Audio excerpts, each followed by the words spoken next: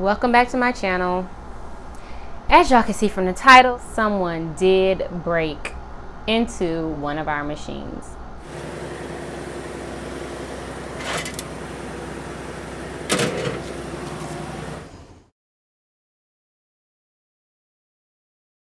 This has been some summer, so I got a call from my aunt. It's my aunt's motel. It was an outdoor machine, and we got a call saying that the machine was broken into. It was snacks on the grounds and the glass was broke.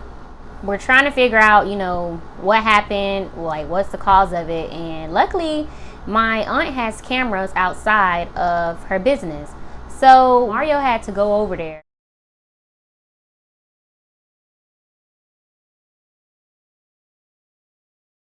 We decided to pick up the machine and just bring it back because